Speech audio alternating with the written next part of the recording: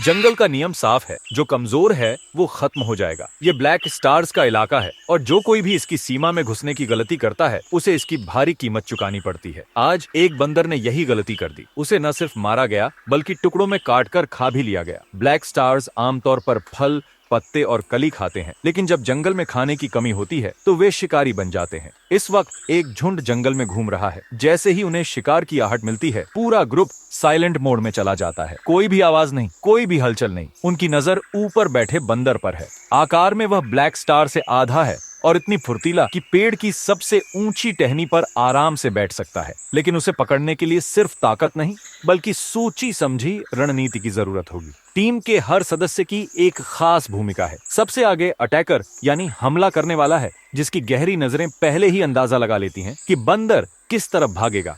वह बिना आवाज किए अपनी सही पोजीशन ले लेता है। अगली पंक्ति में इंटरसेप्टर्स हैं, जो दोनों तरफ खड़े होकर बंदर के भागने के रास्ते को बंद करेंगे। और आखिर में आता है चेजर यानी वह ब्लैक स्टार, जो शिकार को घेराबंदी की ओर धकेलेगा। सब कुछ तैयार होते ही शिकार की असली शुरुआत होती है। चेजर तेजी से पेड़ पर चढ़ता है और अचानक हमला कर देता है। घबराया हुआ बंदर भागने की कोशिश करता है, लेकिन पहले से तय रास्ते पर ही जाता है। जैसे ही वह इंटरसेप्टर्स के पास पहुंचता है, वे तुरंत उसे चारों तरफ से घेर लेते हैं। शिकार फंस चुका है। अटैकर के इशारे पर अंतिम वार किया जाता है। बंदर को अब एहसास हो चुका है कि उसके पास बचने का कोई रास्ता नहीं। उसकी तेज चीख जंगल में गूंज उठती है। अब बारी आती है खाने के बंटवारे की, लेकिन यहाँ भी जंगल का नियम चलता है। जो ब्लैक स्टार्स शिकार में शामिल थे, उन्हें सबसे पहले खाने का मौका मिलता है। फिर बड़े और ताकतवर नेता चीक्सिन और यूजाई अपनी जगह बनाते हैं, लेकिन जो ब्लैक स्टार्स शिकार में शामिल नहीं थे, उन्हें कुछ भी नहीं मिलता। वे दूर खड़े चीखते हैं, गुस्से में गरजते हैं। लेकिन इस दुनिया में सिर्फ ताकत और टीम वर्क ही मायने रखते हैं। ये सिर्फ एक शिकार नहीं था, यह ब्लैक स्टार्स की रणनीति,